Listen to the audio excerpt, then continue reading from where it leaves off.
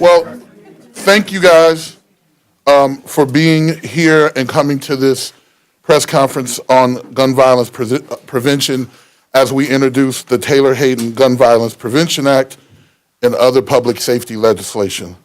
Before I tell you a little bit about Taylor, I want to sincerely thank everyone who has worked on this legislation and advocated to reduce gun violence in our community.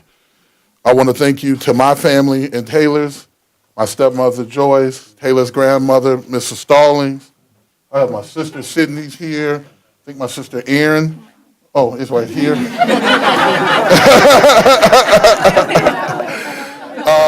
It is fantastic to see them, and thank you for all the support that you've given our family over the last few months. I also want to thank some of my fellow legislators who are here.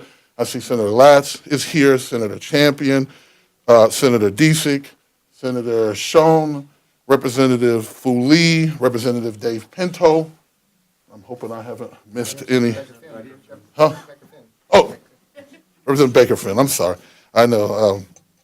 I also want to say thank you to Lucy Macbeth, the mother of Jordan Davis, for your tireless work and unspeakable grief, and to all the survivors of gun violence who find strength to advocate for change. Also, I couldn't have done this, obviously, without the organizing power of Moms Demand Action, Everytown, Protect Minnesota, and all the organizations that grieve for families that have been lost to violence.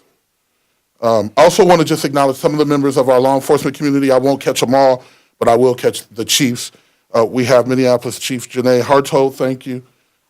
St. Paul Police Chief Paul Axtell, Maplewood Chief Paul Schnell, he's just been in the news because of gun violence. Metro Transit, former Senator Chief John Harrington, and then also our County Attorney Mike Freeman. Thank you so much for being here. I'm just going to tell you a little bit about Taylor, and I'll let my family members kind of fill in.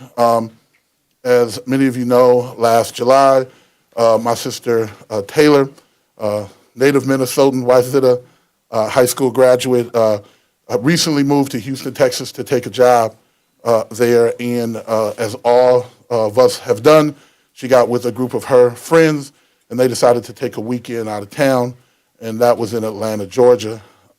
They went and did what young people do. They went shopping, they went to go eat, and then they went out for some dancing and fun. And as they were leaving the place where they had eaten and were having fun, gunfire erupted between two parties that were, apparently having a problem. We think that it was maybe a narcotic sale gone wrong, but they're still investigating that.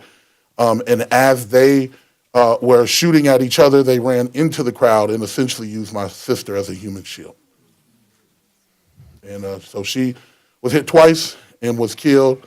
And we got that call, my folks, my parents. I also want to make sure you guys know that many of you guys know my father, Peter Hayden. He is just recuperating from some surgery, but he would be here and he sends his best as well. But we got the call, they got the call, and they called me and said that at the age of 25, she had passed away. So Taylor was what she represented everything that we want our children to represent. She went to school, she graduated, she went to college, she graduated, she went on, she started a career, she had her first apartment, she had her first car, if you will, the one that she bought. She did everything that we would ask our children to do. And my folks raised, as you can see, my lovely sisters here in a loving environment, and they worked hard to give them everything that they would need to survive and to do well.